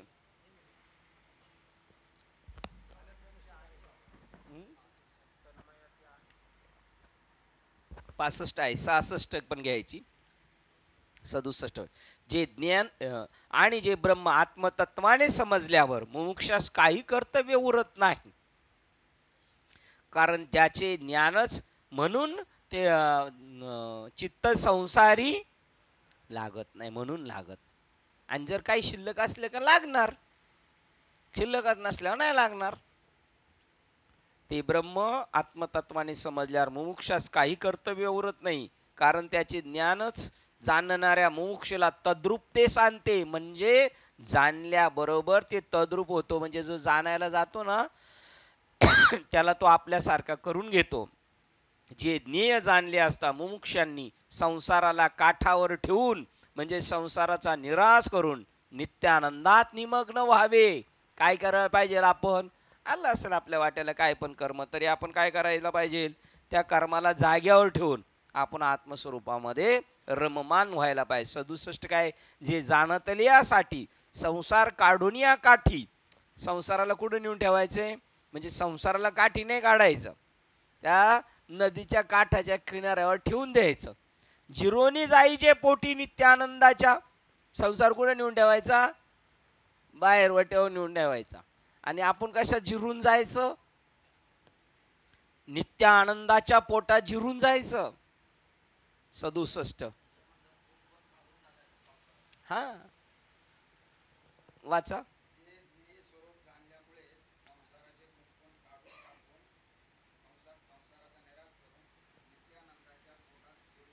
हा आता त्यांनी सांगितलं संसाराला बाजूला नेऊन ठेवायचं आणि यांनी काठावर नेऊन ठेवायचं. बघा इथं ओवी पण तशी, संसार काढून या काठी. 3 नंबर, संसाराला काठावर तीरावर ठेवून. बघा वाक्य, जे ज्ञेय जाणले असता मुमुक्षनी संसाराला काठावर ठेवून. कुठे काठावर नेऊन ठेवायचं? नदीच्या ना. म्हणजे संसाराला, कारण हा कसा आहे जन्म मरणाचा संसार दोही थडीने वाहतोय, त्याला बाजूला नेऊन ठेवून संसाराचा निराश करून नित्यानंदात निमग्न व्हावे. आपण काय झालो पाहिजे? खुश राहिलं पाहिजे, सतत आत्म्यामध्ये रममान राहिलं पाहिजे. ते ज्ञेय असे आहे की त्याला आधी उत्पत्ती नाही आणि सहज परब्रह्म हे नाव आहे. 68 थांबा जरा. ते ज्ञेय गायसी आधी जया नसे, परब्रह्म अपोसे नाम तया तया नाम जया. बघा ते ज्ञेय आहे की, ते ज्ञेय असे आहे की त्याला आधी उत्पत्ती व आणि सहज, त्याला आधी उत्पत्ती नाही आणि सहजच ते परब्रह्म नाव आहे. असू द्या, नको ते नाही म्हणावयास जावे तर विश्वासे करू रूपे, विश्वाकार रूपे करूस दृष्टीस पडते. आणि ते विश्वच परब्रह्म असे म्हणावे ते नामरूपात्मक विश्व ही माया आहे. आता किती तुम्हाला हुशार बनवलं बघा आपल्याला. हा 68 पण घ्यायची नाही. 69 त्याला नाही म्हणाव ते विश्वरूपाने कोण नटलेलं आहे? बरं विश्वरूपाने म्हणावं तर विश्वाला नाव आणि रूप आहे. मग नाम आणि रूप जर वगळलं तर अंगठीचं नाव अंगठी आणि तिचा जो गोलपणा आणि वर मध्ये जो जाडेपणा आहे तो जर वगळला तर काय आहे? ती सोनच आहे. आपण कशावर दृष्टी ठेवली पाहिजे? आकारावर ठेवली पाहिजे का अधिष्ठानावर ठेवली पाहिजे? बरं अधिष्ठानावर दृष्टी ठेवली तर आकार कोणाला भेटलेला आहे? अधिष्ठानाला भेटलाय का आपल्याला भेटलेला आहे? हा म्हणजे मग आता दृष्टी कशावर ठेवली तरी तुमची दृष्टी कशावर आहे? अधिष्ठानावरच आहे. जरी तुम्ही आकार पाहिला तरी काय पाहताय? फक्त त्यावेळेला तुमच्या डोक्यात आलं पाहिजे, तुम्ही नाव आणि रूप नाही डोळ्या पुढे आणलं पाहिजे, तुम्ही अंगठी म्हणलंच नाही पाहिजे काय सोने. तसे जगत पाहत आणि काय बघायचे? ब्रह्म दिसे ते म्हणाव्या ते नाही म्हणाव्या जावे तर विश्व आकार रूपे करून दृष्टीस पडते. विश्वाच्या आकाराने दृष्टीस पडते. आणि विश्वच परब्रह्म असे म्हणावे तर नामरूपात्मक विश्व ही माया आहे. विषय होणारे नाही, त्याला रूप वर्ण आकारही नाहीत. तसेच दृष्टीस विषय होणारे नाही व ते स्वतः कशास पाहतही नाही. तेव्हा अशा स्थितीत ते आहे असे कोणी व कसे म्हणावे? कोणी व कसे म्हणावे? वेगळे राहून त्याला म्हणू शकत नाही तर कोणी म्हणावे? त्याला तोच तर जाणू शकतो, वेगळेपणाने त्याच्याशी बोलू शकत नाही. 870 पाहूया. रूपवर्ण व्यक्ती नाही दृश्य द्रष्टा स्थिती तरी कोणे कैस्याथी म्हणावे पा.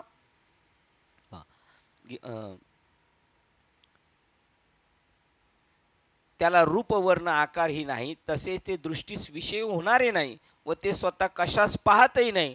तेव्हा अशा स्थितीत ते आहे असे कोणी व कसे म्हणावे? प्रश्नचिन्ह. बरे ते खरोखर नाही असे धरून चालले तर ही महतत्वादी कुठून स्फुरण पावतात? हे जे निर्माण होतात ते कुठून? मूळ कुठे आहे यांचं? तिकडनंच आलेले आहेत, याचा पत्ता लागणार नाही. व त्या वाचून सत्ता स्फूर्तिवान दुसरे आहे तरी काय, दुसरं काय, मग दुसरं काय नाही, एकच आहे. ज्ञेय एका ज्ञेया ब्रह्माव्यतिरिक्त दुसरा पदार्थच नाही अशी श्रुती सांगते. अशा अद्वितीय ब्रह्मरूप होण्याविषयी ज्ञेयाविषयी अद्वितीय ब्रह्मरूप ज्ञेयाविषयी आहे नाही असे काही बोलता येणार नाही. कारण त्या संबंधी वेदाची वाणी खुंटीत झाली आणि त्याच्या ठिकाणी विचाराची वाट खुंटली. पाहता पाहता सुतची दिसे उघडे, त्याचे नाव ठेविले लुगडे. पाहता सुतची दिसे उघडे, त्याचे नाव ठेविले लुगडे. बघा, प्रत्यक्ष चैतन्य स्फुरता पुढे त्याशी संसारी वेडे म्हणतात ती. म्हणजे त्याला संसार कोण म्हणतात ती, वेडे. तर आपण कसे सगळे वेडे कशाने आहेत आपण छान प्रमाणे. ते एका ब्रह्मा व्यतिरिक्त दुसरा पदार्थच नाही अशी श्रुती सांगते. अशी अद्वितीय ब्रह्मरूपने अशी श्रुती सांगते. आणि आपला असा अनुभव काय सांगते, अजून तसा अनुभव नाही सांगते, आहे की नाही. सगळं ब्रह्मचे असं सांगते आपल्याला, आपल्याला पटत नाही, कळलंय आपल्याला, पण काय वळत नाही आपल्याला. प्रत्येक वेळेला त्या क्षणाला तसं वाटत नाही. वाटतं कधी थोडी भांडी मार झाला, भांडणं झाली, काय झालं, मग शांत असलं, जाऊ दे सगळं तोच आहे. या अगोदर जर ते कळालं असतं तर बरं झालं असतं ना, हे नाही. ते एका ज्ञा ब्रह्मा व्यतिरिक्त दुसरा पदार्थच नाही. केवढं किती असं ठाम म्हणणं आहे त्यांचं. आणि साचची जरी नाही तरी महदाधिक कोणे ठाई, कुठून आले ती, स्फुरत कैसे काही तेने विना असे. स्फुरत चार भासमान झाली भासली. हे जे भासतंय हे कशावर भासतंय, मृगजळ जे भासतंय ते कशावर भासतंय, सूर्यकिरणावर, प्रखर सूर्यकिरणावर मृगजळ भासतंय. म्हणून आथी नाथी हे बोली, हे देखोनी मुकी झाली विचारेसी मोडली वाट जेथे. हे देखोनी मुकी झाली ही, म्हणून आथी नाथी ही बोली, जे देखोनी मुकी झाली विचारेसी मोडली वाट जेथे. त्यांना बोलताच आलं नाही कोणाला, वेदाला काही सांगताच आले नाही बाई, अशा प्रकारचं वाक्य. हा, राती विन मावळले रवी शशी. म्हणून तैजैसी भांड घट शरावी तदाकारे असे पृथ्वी, तैसे सर्व होण्या सर्वी असे जे वस्तू. पा, मडके रांजण सोगडे हे जरी झाले वेगळे तरी हे मातीला सोडून नाही. काय उत्तर दिले बघा. ज्याप्रमाणे का ब्रह्मा व्यतिरिक्त दुसरा पदार्थ नाही असे श्रुती सांगते. अशा अद्वितीय ब्रह्मरूप होण्याविषयी, ब्रह्मरूप नेयाविषयी आहे नाही असे काही बोलता येणार नाही. कारण त्या संबंधी वेदाची ही वाणी खुंटीत झाली आणि त्याच्या ठिकाणी विचाराची वाट खुंटली. त्याप्रमाणे ज्याप्रमाणे मातीपासून तयार केलेले डेरे, परळ इत्यादिकामध्ये त्या आकाराप्रमाणे पृथ्वी माती दिसते, परंतु त्यापासून ती निराळी आहे. याप्रमाणे ब्रह्मवस्तू आपणच सर्व जगास अधिष्ठान म्हणून असून जगात ओतप्रोत भरलेली आहे, तथापि त्याहून भिन्न आहे. बघू आता ह्या ओळीचं यांनी. याप्रमाणे मातीपासून केलेले डेरे, घागरी, परळ इत्यादिकामध्ये त्या आकाराप्रमाणे पृथ्वी माती दिसते, परंतु त्यापासून ती निराळी आहे असं कंसात म्हणतात ते. ज्याप्रमाणे ब्रह्मवस्तू आपण सर्व जगास अधिष्ठान असून जगात ओतप्रोत भरलेली आहे, तथापि ती त्याहून भिन्न आहे असं त्यांचं कंसात म्हणणं आहे. 73. जैसी भांड घट शरावी तदाकारा असे पृथ्वी, तैसे सर्व होनी सर्वी असे जे वस्तू. नाही, अर्थ मिस्टेक तुमचा बरोबर असणार. वाचा. 73.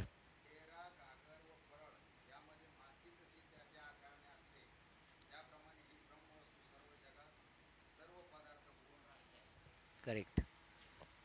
इथं यांनी कंसात वेगळी आहे थोडंसं काढण्यासाठी दिलंय, पण फायनल अर्थ तसाच आहे. ओळ तशीच आहे. जैसी भांड घट शरावी तदाकारासे पृथ्वी, त्याच्याप्रमाणे पृथ्वी, तैसे सर्व होनी सर्वी असे जे वस्तू. त्याच्यापासून वेगळे असं वाक्य याच्यात सांगितलेलं नाही. पण हे शहाणे बनवण्यासाठी जरी ते आहे तर त्याच्यापासून सांगा ते तुम्हाला वेगळं निघा असं, पण अर्थ तसा बरोबर आहे.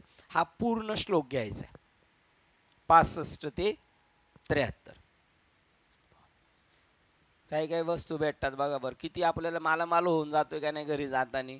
बंडलच्या बंडल घेऊन चालले 2-2 हजाराचे, ते पण ठीक आहे ना. त्यामुळे यांनी ठरवले दांडी मारायचीच नाही. रोज 2-2 हजारचा बंडल बनलो काय, त्याच्यानंतर पुढचे वर्ष बसूनच खायचं फक्त. पैसे मोडायचे आणि खायचे, मोडायचे आणि खायचे. 2 हजाराचे बंडल झाले, बंद झाले. नको. बर मग आता कितीचे आहेत? 1000चे चालू आहेत का? हुशार आहेत, सांगत नाहीत कोणते चालू आहे ते सांगत नाहीत. बाबांना फोन करून विचारू जाताना आपण. श्लोक क्रमांक 13. वेळ आहे ना आपल्याकडे?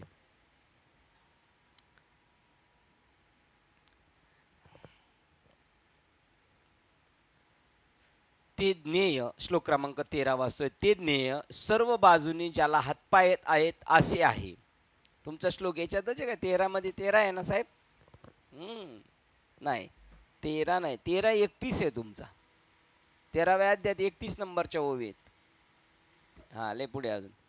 जे ज्ञेय सर्व बाजूनी ज्याला हातपाय आहेत असे आहे. सर्व बाजूनी ज्याला नेत्र, मस्तके, मुखे आहेत असे आहे. ज्याला सर्व बाजूनी श्रवणेंद्रिय आहेत असे आहे. या प्राणी समूहात सर्वाला व्यापून ते तत्व राहते. पा या ओळीला धरून मागच्या ओळीला सगळ्यांमध्ये आहे. ज्या अर्थी सत्ता स्फूर्ती स्वरूप नेय सर्व जगात सामान्य रूपाने नटलेले म्हणजे व्याप्त आहे. आपल्याला विशेष रूपाने पाहायची सवय झालेली आहे. देव कसा आहे? सामान्य रूपाने नटलेला आहे. सामान्य म्हणजे ओतप्रोत जनरल सगळं तोच नटलेला आहे. आपल्याला विशेष दिसला का जरा भडकपणा, बाबा नटून दटून आले का, अरे वा आयला म्हणायचं देव आहे की नाही. ज्या अर्थी सत्ता स्फूर्ती स्वरूप ने सर्व जगात सामान्य रूपाने नटलेले म्हणजे व्याप्त आहे. देव नटला. त्या अर्थी सर्व देशात, सर्व काली, स्थली व सूक्ष्म वस्तूपासून जी क्रिया होती ती त्याच्या सत्तेने होते. जेवढ्या बी क्रिया चालू आहेत या कोणाच्या सत्तेने चालू आहे? वृक्षाची पान तो नसे ऐसा कोण उठावं असे, कारण ते सर्वत्र व्यापक आहे. म्हणून क्रियेची हाती हे तेच आहे असं एक भाव करून घ्यायचा आपण. ते सर्वत्र आहे. मच्छिंद्रनाथ जिथं समाधीस्थ बसले होते ध्यानाला 12 वर्ष, कुठं बसले होते? बद्रिकाश्रम मध्ये. आणि दत्तात्रेय वरून परिभ्रमण करत होते आणि त्यांची ड्युटी लागली होती. प्रत्येकाची ड्युटी लागली, कोणी कोणाला ज्ञान द्यायचं. आणि मग ते तिकडून फिरत असताना वरून त्यांना शिव मंदिर दिसलं. आपण पण असं करून बघायचं. शिव मंदिरात गेल्यानंतर तिथं त्यांना माहिती आहे इथं शिव मंदिर आहे म्हणजे कोण आहे तिथं. आता आपल्याला माहिती आहे शिव मंदिर आहे तरी तिथं कोण आहे? सगळी गावातली चांडा चौकटी, मंदिरात देव नाही. हे आपलं पक्कट ठाम मत झालेलं आहे. त्यामुळे आपल्याला कोण भेटते तिथं? चांडा चौकटच भेटते आहे की नाही. तुम्ही आपण असं कल्पना करा, भगवान शंकर तिथं आहेत, बोलतात, तुमचा भावच बदलून जाणार. प्रत्यक्ष मी परब्रह्माच्या संगतीत असं वाटलं पाहिजे. शिवाच्या मंदिरात गेल्यानंतर, विष्णूच्या मंदिरात, तिथून दत्तात्रेय खाली उतरले आणि म्हटले काय शांत बसलेत, काय बाहेर राऊंड मारायला यायचं का नाही आज? असं मग चला म्हणले जाऊ फिरायला. आणि मग फिरायला गेले आणि तिकडं कोण भेटले त्यांना? मच्छिंद्रनाथ भेटले. म्हणजे ते फिरायला गेले होते काय? अनुग्रह द्यायलाच गेले होते. प्रत्यक्ष आपण पण तसं बघायचं. बरं एका दिवशी गेलं कोण नाही बघायचं आणि बोलायचं, नाही तर दुसरं जे यायचं आपल्याबरोबर कोणी आहे का नाही. तिथे भगवान शंकर एकटे काय एकटे बसलेत. आपल्यामध्ये एक वेगळा भाव निर्माण होतो 100%. कारण ते काय म्हणले बघा, ज्या अर्थी सत्ता स्फूर्ती स्वरूप नेय सर्व जगात सामान्य रूपाने नटलेले. सत्ता स्फूर्ती ते तुमच्याविषयी चांगलं बरं वाईट जे बी काही घडतंय त्याला सत्ता आणि स्फूर्ती कोणाची? ते सामान्य रूपाने नटलेले, विशेष रूपाने नाही. त्याला चिमटा काढायचा आहे. कोण चिमटा काढते आपल्याला? आपल्याला चिमटा कोण काढते? काढणार जर असेल तर. जर एखाद्याने चिमटा काढला तर कोणी चिमटा काढला? त्यांनीच. आणि जर गुदगुल्या करल्या त्यांनी, तर जर गुदगुल्या गेल्या तरी कोणी गेल्या, त्यानेच गेल्या. मग हसायचं काय, त्याच्यावरच बघायचं आणि त्याच्याच विषयी राहायचं. सत्ता स्फूर्ती स्वरूप ने सर्व जगात सामान्य रूपाने नटलेले व्याप्त आहे ते. त्या अर्थी सर्व देशात, सर्व काली, सर्व देशात आणि सगळ्या वेळेला सूक्ष्म आणि स्थूल आणि सूक्ष्म वस्तूपासून जी क्रिया होते, कोणत्या कोणत्या, स्थूल, स्थूल जगत हे शरीर, आणि सूक्ष्म पण आतमध्ये एक हालचाली आहे त्या, ती त्याच्या सत्तेने होते, कारण ते सर्वत्र व्यापक आहे. म्हणून क्रियेचे हातही तेच आहेत. म्हणून जनाबाई म्हणतात, देव देते देव घेते आणि देवासवेच व्यवहार होते. व्यवहार ज्या देण्याची वस्तू, घेण्याची वस्तू आणि देणारा आणि घेणारा सगळं काय. म्हणूनच त्या परब्रह्माला वेदाने विश्वबाहू असे म्हटले आहे. कारण की ज्याच्याच सत्तेने सर्व इंद्रिय सर्व प्रकारे सर्वदा क्रिया करीत असतात, तात्पर्य त्याच्या सत्ता मात्रे करून सर्व क्रिया होतात. शिवाय अर्जुना, ते सर्व ठिकाणी एक समयावच्छेदे करून असते, म्हणून त्याला वेदांतात विश्वाग्रे हे नाव प्राप्त झाले आहे. ओव्यांमध्ये अजून असेल, अवघी देशी काळी नवता देश काळा वेगळी, जे क्रिया स्थूला स्थूली बा तेची हात जया ते पा. याच्यामध्ये अजून क्लिअर होते ओव्या अर्थात. आघवाची देश काळी, सगळ्या आघवाच्या देशात आणि अवघा आघव्या काळात. नव्हता देश काळा वेगळी, त्याच्यापेक्षा वेगळा नाही. नव्हता सात, न होता जे नव्हता, जे न होता, जे क्रिया स्थूला स्थूळी तेची तयाचे हात. त्याचे हात कोणते, स्थूलाकडून ज्या क्रिया होतात आणि सूक्ष्माकडून ज्या क्रिया होतात ते त्याचे काय आहेत, हात आहे. तया ते या कारणे विश्वबाहू ऐसे म्हणणे, जे सर्व ही सर्वपणे सर्वदा करी आणि समस्ताही ठाया. एक एक काही धनंजया, एक एक काळी धनंजया आले असे म्हणून जया विश्वाग्री नाम. बघा 76 काय सांगितलं होतं. म्हणून त्या परब्रह्माला वेदाने विश्वबाहू म्हटले आहे. त्याच्या सत्तेने सर्व इंद्रिय सर्व प्रकारे सर्वदा क्रिया करीत असतात, तात्पर्य त्याच्या सत्ता मात्रे करून सर्व क्रिया होतात. शिवाय अर्जुना, ते सर्व ठिकाणी एक समयावच्छेदे करून असते प्रत्येक. म्हणून दुसरं उदाहरण आता आठवलं, भगवान शंकराच्या मंदिरात गेल्यावर शिवजी आहेतच असा आपला भाव असला पाहिजे ना. शिवाच्या मंदिरात तर शिव असले पाहिजे ना, आपल्या घरात नसले तरी, पण आपला भाव तसा होत नाही. आणि इथे सांगितले शिवाय अर्जुना सर्व ठिकाणी एक समय वाच्छदे करून असते, प्रत्येक एकाच वेळेला सगळीकडे असतात. काय उदाहरण सांगू शकता तुम्ही? द्रौपदीचं एक उदाहरण घ्या. द्रौपदीचं उदाहरण, तिला काय वाटलं, सगळीकडे आहे, एकाच वेळेला एक समयाला सगळ्या ठिकाणी तो आहे.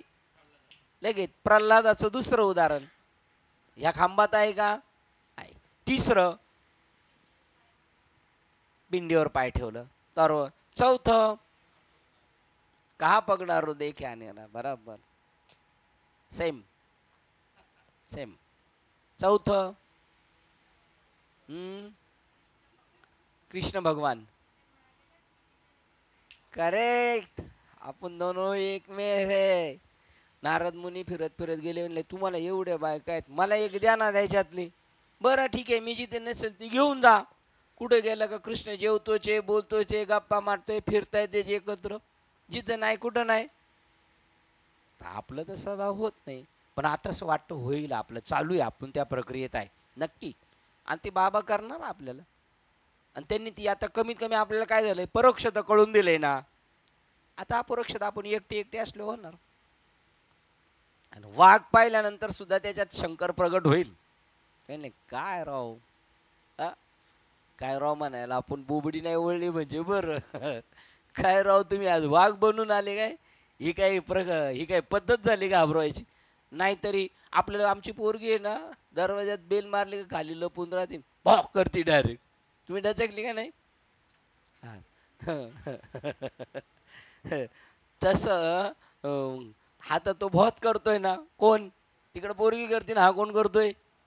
देव आपल्याला बोकडी करून घाबरवतोय, आपण घाबरतोच, घाबरणार, डचकवतो ना तो आपल्याला. आपण काय राव, आणि मग नंतर आपण हसतो का रडतो घाबरल्यानंतर, काय पोरगी टिंगल करते. तसं देवाला पण म्हणायचं, काय पोरग्या टिंगल करतो आहे ना. ती खरं तसंच आहे, पण आपल्याला तसं वाटत नाही. तो आपण खेळत नाही, आपण काय करतो खरं समजतोय. आपण कसं राहिलं पाहिजे इथं खेळणे. आपण लहानपणी खेळत होतो की नाही, आता नाही खेळत, आता खरं खरं समजतोय ना. आता पण खेळलो पाहिजे. खेळ खेळे परी डावी न सापडे, तो एक खेळ या शहाणारे. ज्याप्रमाणे तुम्ही काय हसले होते, अजून एक 5-6 अजून उदाहरणं भेटत होती काय. मी म्हणलं 5-6, तेव्हा तुम्ही हा हा भीमा, भीमा माहिती आहे ना आपल्या गावचा.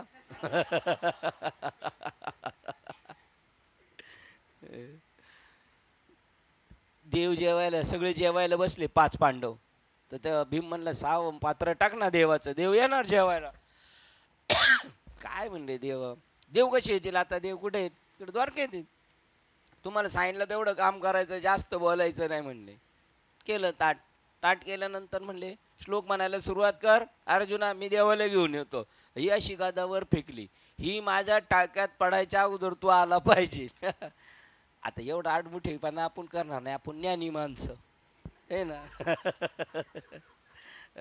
आता आडमुठेपणा आहे का ज्ञानीपणा आहे तो, ज्ञानीपणा. हा, विश्वास तो करी स्वामीवर सुद्धा.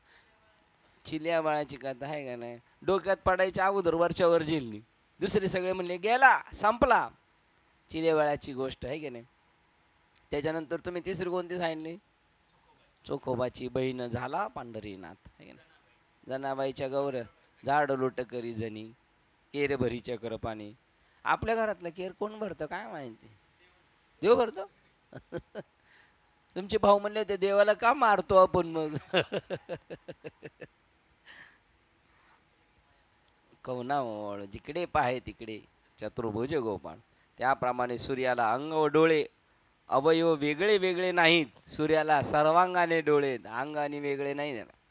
त्याप्रमाणे सूर्याला अंग व डोळे हे अवयव वेगवेगळे नाहीत, त्याप्रमाणे ब्रह्मवस्तू सर्व अधिष्ठान रूप असल्याने ती सर्वांस आपल्या स्वयंप्रकाशाने पाहते, म्हणून त्यास डोळे नाहीत.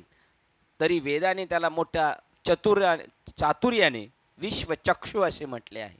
या जे सर्वांपेक्षा शिरोभागाप्रमाणे श्रेष्ठ, उंच व सर्व प्रकारे नित्य नांदत आहे, म्हणून त्याला विश्वमूर्धा असे वेदांतात म्हटले आहे. काय वाचा 79 साहेब, सगळ्यात उंच आहे, मोठं आहे 79.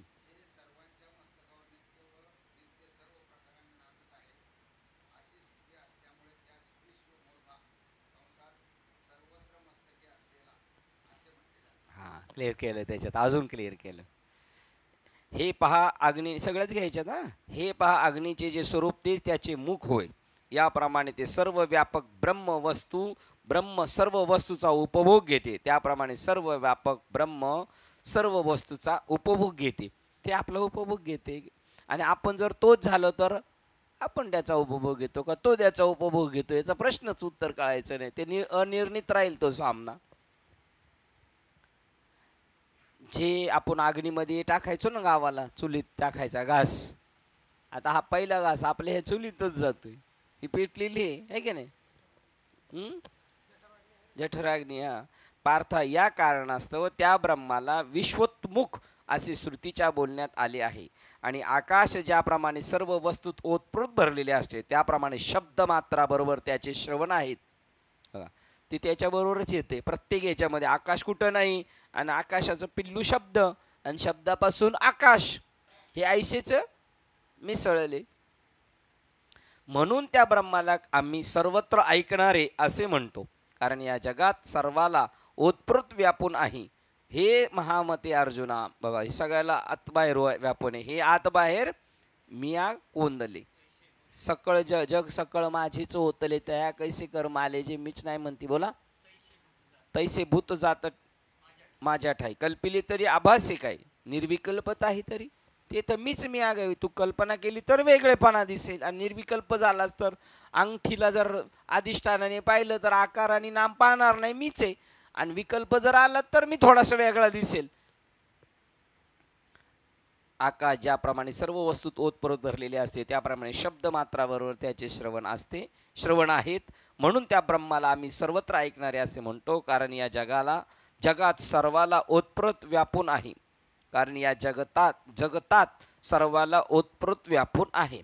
हे महामते अर्जुना, वास्तविक पाहता विश्वचक्षु इत्यादी श्रुतींनी परमात्म्याला अवयव आहेत, या कल्पनाच आहेत एक प्रकारचे, असे सिद्ध करण्याकरता केलेले नाही, फक्त परमात्म्याचे सर्व व्यापकत्व दाखवण्याचा त्यांचा मुख्य अभिप्राय आहे. नाही तर आपण तेच बघत बसायचं नाही, डोळे उघडून कान उघडून, हे सगळीकडं तो नाही अशी एवढी बी रिकामी जागा नाही हे सांगायचंय.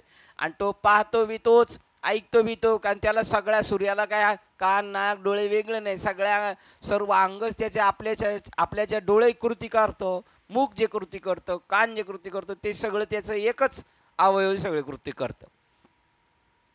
वास्तविक ब्रह्म हे सर्व शून्यपणाचा शेवट निश्चितावधीभूत आहे. याही सापेक्ष भाव येथे सहन होत नाही. त्याच्या ठिकाणी नेत्र हात पाय इत्यादी अवयाची गोष्ट कशाला गोष्टच बोलाव्यास नको.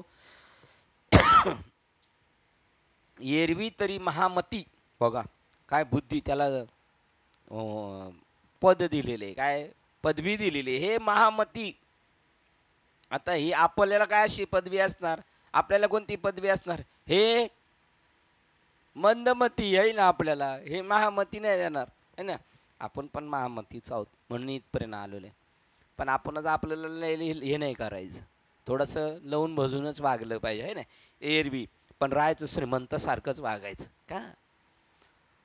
रामानंद स्वामींना सिकंदर बादशाह त्यांनी मारलं, रामानंद स्वामी, आणि भेटायला कोणला आला होता, कबीर बाबांना, रोग जाण्यासाठी, मरणात आत्महत्या करण्याच्या परिस्थिती आला, एवढा त्रास होत होता. तर तो आला कबीर बाबाला भेटायला, तर ते म्हणले कबीर बाबांना बोलून घ्या म्हटला. तिथल्या स्थानिक राजाकडे आला आणि म्हटलं बोलून घ्या. तर म्हटलं तुम्ही तर हिंदुस्थानचे राजे आहात, तुम्ही बोललेल तर तसंच करू आम्ही, पण हे बरोबर नाही, साधूच्या घरी आपण जायला पाहिजे, आपल्या घरी साधूला बोलवायचं नाही. ते येतील पण तुम्ही म्हणले तर तसं करेल, पण माझा असा अभिप्राय आहे. ते म्हणले ठीक आहे, मग आत्ताच्या आत्ता जाऊ. ते म्हणले आत्ता ते घरून बाहेर पडले असतील, आता रामानंद स्वामींच्या तिथे आरतीचा टायमिंग आहे, तिकडे येणार आहेत, जाऊ म्हटले. तिथे गेल्यानंतर बाहेर गेटवर विचारलं आलेत का कबीर साहेब, म्हटले नाही आले, येतील थोड्या वेळात. मग हा राजा काय म्हणला, मोठा सिकंदर बादशाह, आपण मग आतमध्ये आश्रमात बसू. पण तिथं नियम होता रामानंद स्वामीचा, मुसलमान मांसाहार करणारा माणूस त्याला त्याच्यामध्ये आतमध्ये एंट्री नाही, असं म्हणलं. त्याला लर राग आला, बादशाचा अहंकार जागृत झाला. तो म्हणला मी एक चक्रवर्ती सम्राट आहे, मला असं बोलतो म्हणजे सामान्य मुसलमानाला हा काय बोलत असेल, कत्तलच करून टाकले. आणि मग राजा, स्थानिक राजा म्हणला कमाल आहे, तुम्हाला काही समजायला पाहिजे, आता कसं काय मी बोलणार तुम्हाला, हे काय करून ठेवलं आता, तुम्ही आले ते रोग बराय कराय, त्याच्या गुरुलाच मारलं, कबीर बाबा काय करते तुम्हाला. चला म्हणले ते यायच्या अगोदर त्यांच्या याला नको, आणि निघाले, न्यूटन मारला आणि थोडं चाललं समोरासमोर. अरे बापरे, कबीर बाबा म्हणतात दोन्ही राजा, दोन राजा आज एका बरोबर काय काम काढलं. तो म्हणला ते, हा म्हणला मी काय सांगणार काय काम काढलं. तर म्हणला कबीर बाबा पाया पडला बरोबर लगेच आशीर्वाद दिल्यावर रांगाचा 10 थांबला. तो म्हणला 10 थांबलाय पण कशी काय आलो काय सांगायचं. म्हणलं आता हा परत रागावला का आपण संपलं समजायचं, कारण त्याला अनुभूती आली ना. अनुभूती आली तरी पण माणूस डगमगला नाही पाहिजे. मग काय झालं म्हणले, माझ्याकडून लय अपराध झाले. सांगत खरं, माझ्याकडून लय अपराध झाले, सांगत खरं, मी तुमच्या गुरुजीला मारलं. काय टेन्शन घेता तुम्ही, होणार ते होते प्रारब्धेशी. अहो आमच्या गुरुजींचं काळ ठरलेलं होता, तुमच्या हस्तीच त्यांची मौत होणार होती, नाही तर तुम्हाला एवढं लांबून दिल्लीवरून इकडे कशाला बोलवण्यात आलं असतं. बापरे काय बस, जे होईल ते सहज पा. आणि वृक्षाचे पान आणि याच्या गुरुजीला असं कुणी उडविल काय बघा. आणि मग तिथे गेले, तिथे गेल्यानंतर चला म्हणले, चला आता एक काम करा, तुम्ही जर गेले ना लोक तर तुमच्या नावाने ठेट्या करतील, त्यापेक्षा तुम्ही आता यांना अग्निसंस्कार करून जावा, म्हणजे लोक काय म्हणतील नॉर्मल राहील, नाही तर तुमच्या नावाची बदनामी होईल. बघा युक्ती पण सांगितली. घेऊन गेले आणि गुरुजींना केलं ना जिवंत परत. एवढी ताकद होती त्यांच्यामध्ये. काय सांगायचं होतं मला, कुठे गेलो मी. कबीर. काय सांगायसाठी आपण गेलो होतो? दृष्टांत कशासाठी घेतला होता?